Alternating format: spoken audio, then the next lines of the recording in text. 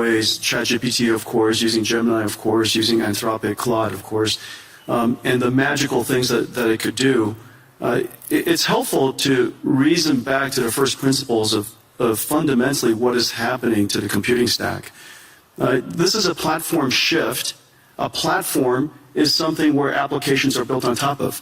And this is a platform shift like the platform shift to PCs. New applications were developed to run on a new type of computer. A platform shift to the internet, a new type of computing platform, hosted all kinds of new applications.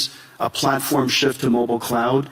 In each and every one of these platform shifts, the computing फटी एड़ियों के साथ focus कर पाना होता नहीं है बिल्कुल easy. डर्मैट्स की ट्रस्टेड फिक्स डर्माफोबेटिक क्रीम सॉल्व करे पैरों की स्किन से रिलेटेड सभी problems because happy feet. New applications will be built on top of ChatGPT. New applications will be built on top of Anthropic Claude, for example. And so it's a platform shift in that way. AI is really easy to understand if you realize what it can do that you could never do before. Software in the past was effectively pre-recorded.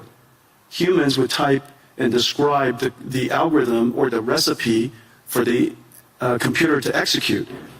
It was able to process structured information, meaning you've got to put the name, the address, their account number, their age, where they live. You create these structured tables that software would then go and retrieve information from. We call it SQL queries. SQL is the single most important database engine the world's ever known. Almost everything ran on SQL before now. Now we have a computer that can understand unstructured information, meaning it can look at an image and understand it. It could look at text and understand it. It's completely unstructured. It could listen to sound and understand it, understand the meaning of it, understand the structure of it, and reason about what to do about it.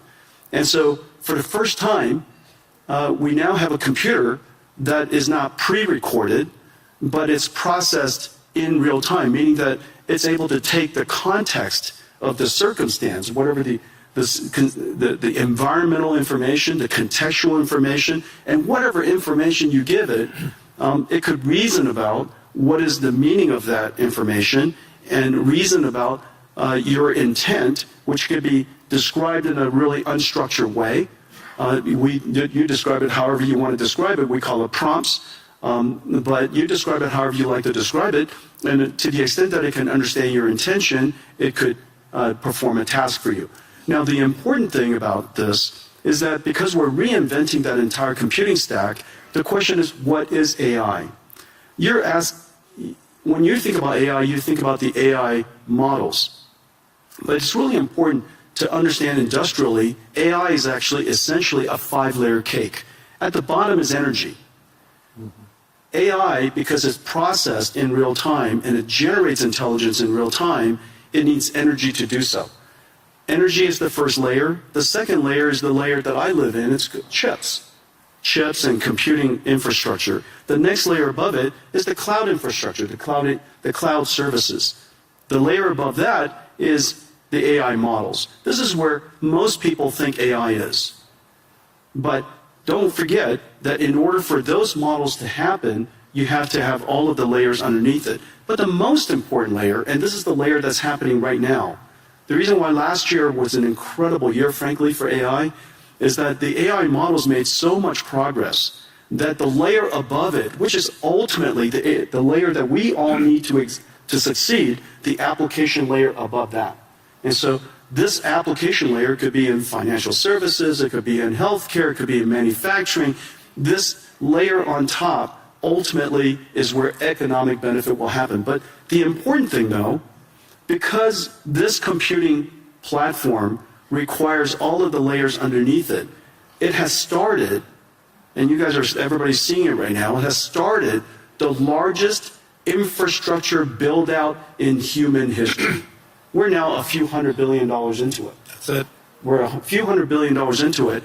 Larry and I, we get the opportunity to work on many projects together. There are trillions of dollars of infrastructure that needs to be built out. And it's sensible. It's sensible because all of these contexts have to be processed so that the AI, so that the models can generate the intelligence necessary to power the applications that ultimately sit on top. And so when you go back and when you reason about it layer by layer by layer, and you realize that the energy sector is now seeing extraordinary growth. The chip sector, TSMC just announced they're going to build 20 new chip plants. Foxconn working with us, and Wistron and Quanta building 30 new computer plants, which then go into these AI factories. So we have chip factories, computer factories, and AI factories all being built around the world. And memory. And memory, right, exactly. Those chip fabs. Micron has started investing $200 billion in the United States. SK Hynix is doing incredibly. Samsung is doing incredibly. You could see that entire chip layer growing incredibly today. And now, of course, we pay a lot of attention to the model layer, but it's really exciting that the layer above them is really doing fantastically. And now, one indicator is where the VC funding going into. Last year, 2025, was one of the largest years in VC funding ever, and last year, most of the funding went to what is called AI native companies. These are companies in healthcare, they're company in robotics, and company in manufacturing, financial services, all of the large industries in the world. You're seeing huge investments going in to those AI natives because for the first time, the models are good enough to build on top of. So let's just dive a little further. Obviously, everybody, I'm sure, uses their own chatbot and getting information. So, but you're talking about this version of AI is going to be the key. Let's talk about go into a little more upside ideas related to the dispersion of it in the physical world. You mentioned, obviously, healthcare is a great example of that. But where do you see the transformational opportunities in areas like transportation or science? Well, last year, I would say last year, I would say three major things happened in AI, in the AI technology layer, the model layer. The first one is that the models themselves started out being curious and interesting, but they hallucinated a great deal. And last year, we can all reasonably accept that these models are better grounded. They could do research. They can reason about circumstances that maybe they weren't trained on, break it down into step-by-step reasoning steps, and come up with a plan to answer your question, do your research, or perform the task. So last year we saw the evolution of language models becoming AI systems that we call agentic systems, agentic AI. The second major breakthrough is the breakthrough of open models. Several years ago, was it a year ago? DeepSeek came out, and DeepSeek was, a lot of people were quite concerned about it. Frankly, DeepSeek was a huge event for most of the industries, most of the companies around the world, because it's the world's first open reasoning model. Since then, a whole bunch of open reasoning models have emerged, and open models has enabled companies and industries, researchers, educators, universities, startups, to be able to use these open models to start something and create something that's domain specific or specialized for their needs. The third area that had enormous progress last year was the concept of physical intelligence, of physical AI. AI that understands not just language, but AI understands, if you will, nature. And it could be AI that understands the physical world here, AIs that understand proteins, chemicals, natural physics, for example, fluid dynamics, particle physics, quantum physics, AIs that are now learning all these different structures and different languages, if you will. Proteins is essentially a language. And so all of these AIs are now making such enormous progress that these industrial companies, whether it's manufacturing or drug discovery, are really making great progress. And one of the great indicators is a partnership that we had with Lilly that they realize now that AI has made such extraordinary progress in understanding the structure of proteins and the structure of chemicals, essentially be able to interact and talk to the proteins like we talk to ChatGPT. We're going to see some really big breakthroughs. So all these breakthroughs raises concerns about the human element. You and I have had many conversations on this, but we need to tell the whole audience there is a huge concern that AI is going to displace jobs.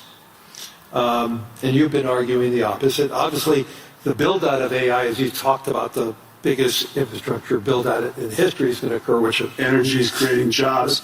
The chips industry is creating jobs. The infrastructure layer is creating jobs. Land, power, and shell. Jobs. I mean, right? It's incredible.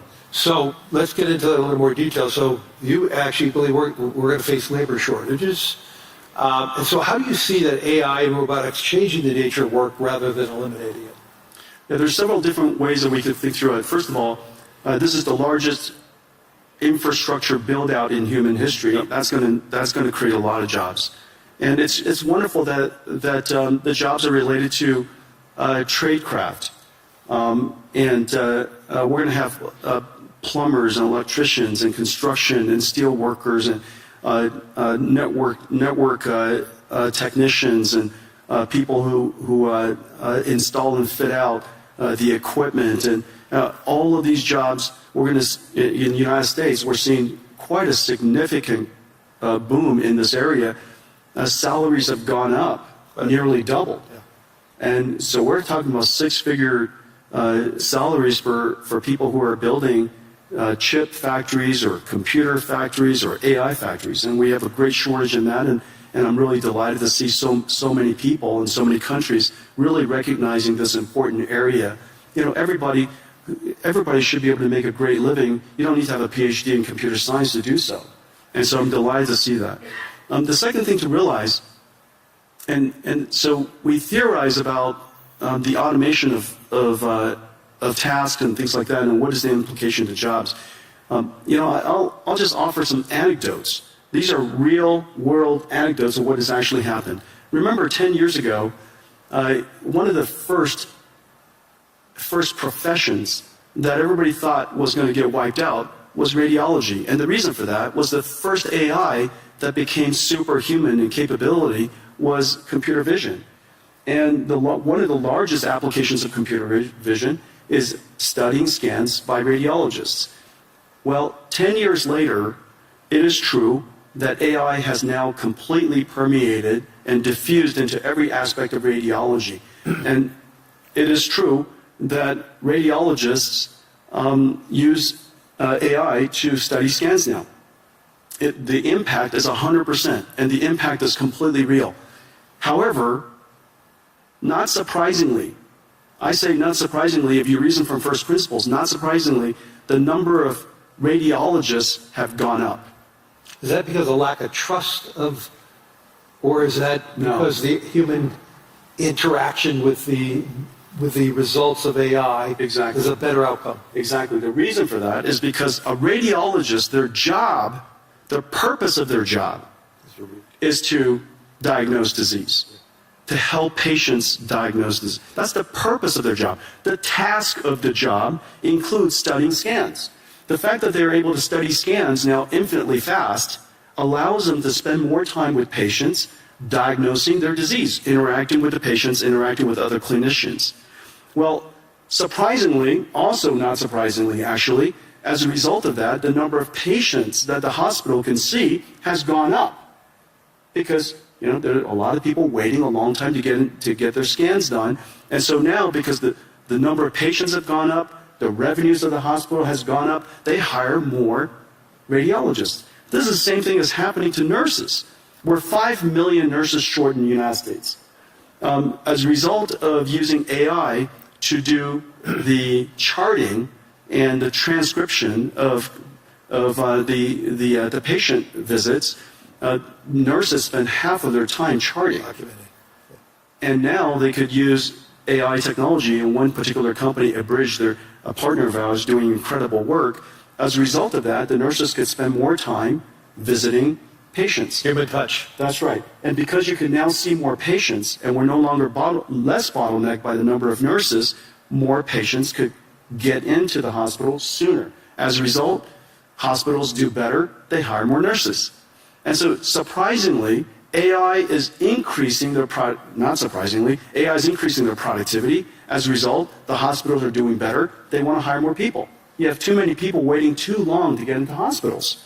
And so these are two perfect examples. Now, the easiest way to think about what is the impact of AI on a particular job is to understand whether the job, what is the purpose of the job, and what is the task of the job. If you just put a camera on the two of us and just watched us, you would probably think the two of us are typists because I spend all of my time typing. And so if AI could automate so much word prediction and help us type, then we would be out of jobs. But obviously that's not our purpose.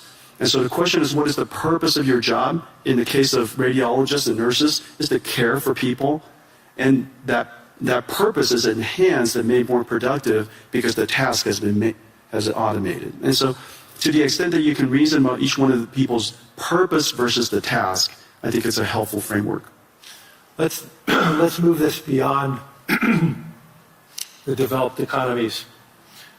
Help me understand how AI is going to broaden the world and help the world. I read an Anthropic piece this past weekend that basically said the utilization of AI most recently is very dominant by the educated society. And they're even seeing the educated component of each society being heavily more utilized. And obviously they're using it against their own model Claude, so it may have its own biases. So how do we ensure that AI is a transformational technology, maybe like what Wi-Fi and 5G was for the emerging world? And when you intersect that, what does it mean for the emerging world? And John, how do we broaden the global economy? And two, getting back to the whole job situation with robotics and AI, there is going to be some substitution there. And there's substitution in the United States already going on. We may be creating more plumbers and electricians, but we probably need less analysts at financial institutions. Lawyers need less analysts, because they're able to accumulate the data faster. So let's just pivot on to the emerging world for a second, in the developing world. How do you see that play out? Well, first of all, AI is infrastructure, and there's not one country in the world I can't imagine that you need to have AI as part of your infrastructure, because every country has its electricity, you have your roads, you should have AI as part of your infrastructure. Of course, you could always import AI, but AI is not so incredibly hard to train these days, and because there's so many open models, these open models with your local expertise, you should be able to create models that are helpful to your own country. And so I really believe that every country should get involved to build AI infrastructure, build your own AI, take advantage of your fundamental natural resource, which is your language and culture, develop your AI, continue to refine it, and have your national intelligence be part of your ecosystem. And so I think that's number one. And number two, remember, AI is super easy to use. It is the easiest software to use in history, and that's the reason why it's the fastest growing and most rapidly adopted. I mean, in just a couple of 2-3 years, it's coming up to almost a billion people. I think, first of all, Claude is incredible. Anthropic has made a huge progress, huge leap in developing Claude. Yep. We use it all over our company. The coding capability of Claude, its reasoning capability, its ability is just really incredible. And anybody with a software company really ought to get involved and use it. On the other hand, ChatGPT is probably the most successful consumer AI in history. And its ease of use and its approachability, I think everybody should get involved. And whether it's somebody in a developing country or a student, it is very clear that it is essential to learn how to use AI, how to direct an AI, how to prompt an AI, how to manage an AI, how to guardrail the AI, evaluate the AI. These skills are no different than leading people, managing people, things that you and I do all the time. So in the future, instead of biological, carbon-based AIs, in the future we're also going to have digital versions of AIs, silicon versions of AIs, and we'll have to manage them. They're just part of our digital workforce, if you will. And so I would advocate that for the developing countries, build your infrastructure, get engaged in AI, and recognize that AI is likely to close the technology divide. Right. Because it is so easy to use and so abundant and so accessible. And so, I'm actually fairly optimistic about the potential of AI to lift the countries that are emerging, and for many people who haven't had computer science degree, all of you can be programmers now, And so in the past we had to learn how to program a computer. Now you program a computer by saying to the computer, "How do I program you?" And if you don't know how to use an AI, just go up to the AI and say, "I don't know how to use an AI. How do I use an AI?" And it would explain it to you. And you say, "I like to write a program to create my own website. How do I do that?" And it would ask you a whole bunch of questions about what kind of website you would like to build, and then write you the code. And so it is that easy to use, and that's, of course, the incredible power of AI, which is exciting. Two quick questions, then we're going to run out of time. We're sitting here in Europe. When we were talking about a lot of companies, we mentioned a lot of U.S. companies and Asian companies. Talk to us about how AI and the success of Europe and the future of Europe can intersect, and how do you see Nvidia play that role here in Europe? Well, I have the benefit. Nvidia has the benefit of working with every AI company in the world, and because we're low in the infrastructure layer, and we power AI across the board, and we power AI that are languages, their biology, their physics, their world models, and related to manufacturing and robotics, and the thing that's really quite exciting for Europe is, remember, your industrial base is so strong. The industrial manufacturing base in Europe is incredibly strong. This is your opportunity to now leap past the era of software. The United States really led the era of software. AI is software that doesn't need to write software. You don't write AI, you teach AI. And so get in early now so that you can now fuse your industrial capability, your manufacturing capability, with artificial intelligence, and that brings you into the world of physical AI or robotics. Robotics is a once-in-a-generation opportunity for the European nations. Whether it's, all of the countries that I visit here, industrial base is really, really strong. The other thing to realize is that so much of the deep sciences are still very, very strong here in Europe. Right. And the deep sciences now have the benefit of applying artificial intelligence to accelerate your discovery. And so I think that it's fairly certain that you have to get serious about increasing your energy supply so that you could invest in the infrastructure layer so that you could have a rich ecosystem of artificial intelligence here in Europe. So what I'm hearing is we're far from an AI bubble.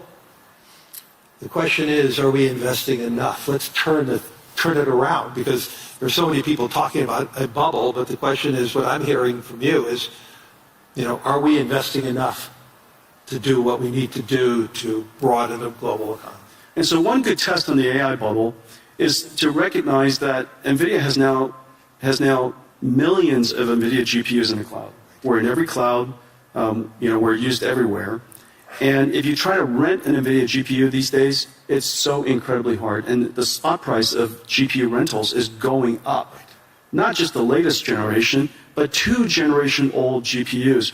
The spot price of rentals are going up. And the reason for that is because the number of AI companies that are being created, the number of companies shifting their R&D budget. Lilly is a great example. 3 years ago, most of their R&D budget, all of their R&D budget, was probably wet labs. Notice the big AI supercomputer that they've invested in, the big AI lab. Increasingly, that R&D budget is going to shift towards AI. And so the AI bubble comes about because the investments are large. And the investments are large because we have to build the infrastructure necessary for all of the layers of AI above it. And so I think the opportunity is really quite extraordinary. And everybody ought to get involved. Everybody ought to get engaged.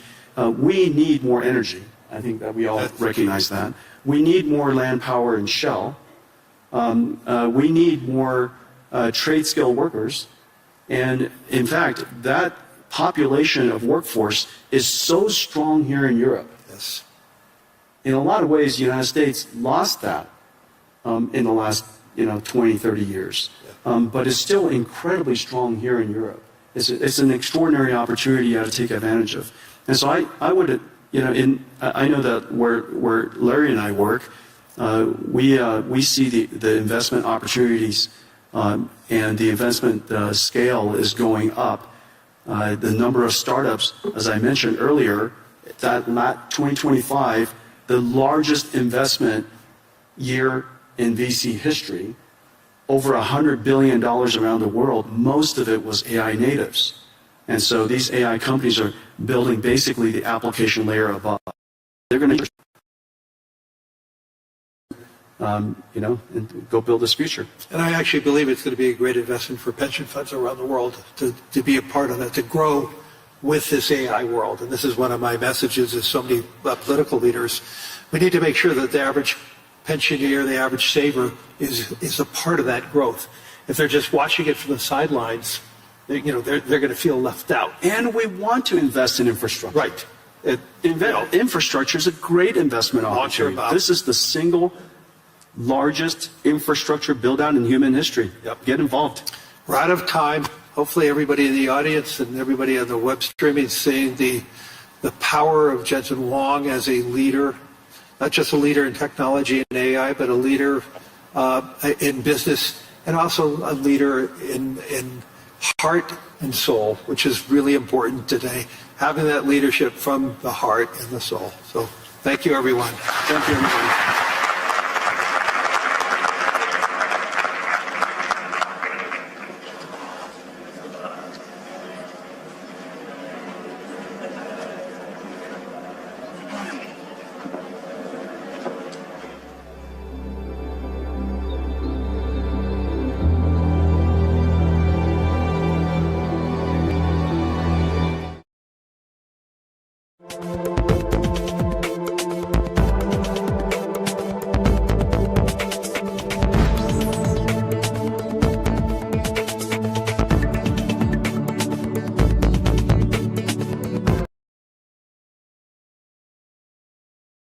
Victory is on the line for the IT team from Kennecott. They gotta make up time here, Phil.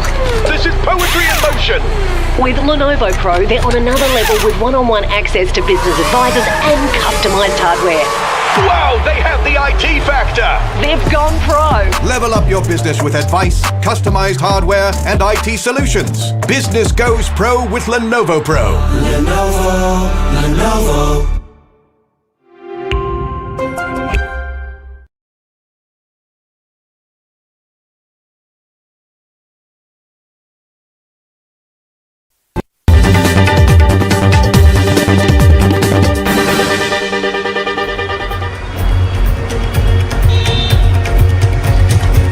A very good afternoon to all our viewers. Thanks for tuning into NDTV. This is the Southern View, a one-stop destination for all our viewers who want to know what's happening in the southern part of India.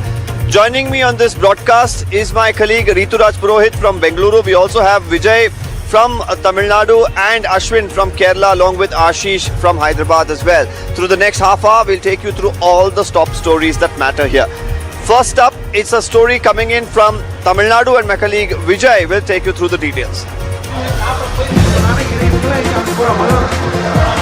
Thank you, Deepak. As far as Tamil Nadu is concerned, is full of political development in run-up to 2026 election. Today, it is very important day for NDA and even DMK alliance. As far as NDA is concerned, Amma Makkal Munnetra Kalagam General Secretary TTV Dinagaran made his return to NDA Alliance ahead of 2026 election. He met Piyush Goyal in a private hotel and confirmed his returning back to the NDA Alliance. He made a point saying that to remove DMK, a common enemy for ahead of 2026 election, it is Amma Makkal Munnetra Kalagam role to rejoin NDA ahead of 2026 election. Remember, TTV Dinagaran left the alliance on September month, saying that he is not satisfied with the Edappadi K. Palaniswamy as projected as the CM face for NDA alliance. Now, all pictures with full of twisters and turns in NDA alliance with both the AIDMK and Amma Makkal Munnetra Kalagam reaches compromise ahead of election. Even Edappadi K. Palaniswamy posted a post in X platform welcoming TTV Dinagaran into the alliance. This is like even TTV Dinagaran calls this as a new beginning for Amma Makkal Munnetra Kalagam and for Tamil Nadu people also. Let's listen into the reaction which we have lined up for you. All committed to removing this corrupt DMK government, this incompetent DMK government which is attacking the people of Tamil Nadu, which is attacking Tamil culture, which is attacking the Tamil pride about which we are all very hurt. We will all work together as one family and we will defeat the anti-Bharat, anti-India DMK alliance. We will make sure that all the corruption of Thiru Stalin, of Thiru Udaynidhi, of his brother-in-law Thiru Sabrishan, all of this corruption of DMK will be exposed before the people of Tamil Nadu, and the NDA alliance will provide good leadership, good governance, social welfare for our sisters and daughters of Tamil Nadu. I am indeed honored. I am indeed honored and delighted, personally very happy,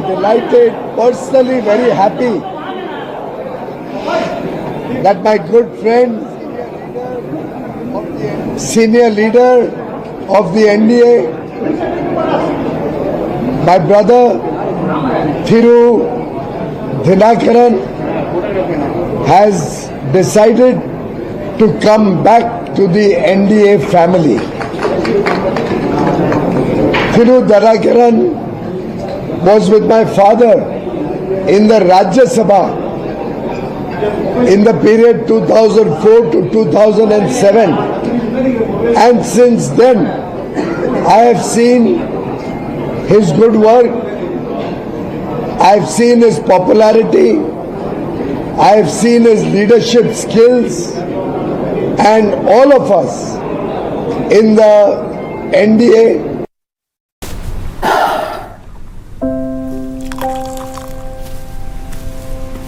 जनाब खुश हैं आज बहुत। आज मेरी गाड़ी की चाबी इनकी हुई। अब चाबी तो दे दी है, पर फिक्र तो हमेशा ही रहती है ना। आप तो जानती हैं आजकल की जनरेशन कितना डिस्ट्रैक्टेड रहती है। सी यू डैड। ये कहाँ ही टायर की हवा चेक करेंगे, इसीलिए मैंने गाड़ी में जेके स्मार्ट टायर लगवा दी, ताकि टायर की प्रॉब्लम्स पे दिमाग ही ना लगाना पड़े। उसके लिए जेके स्मार्ट टायर है ना।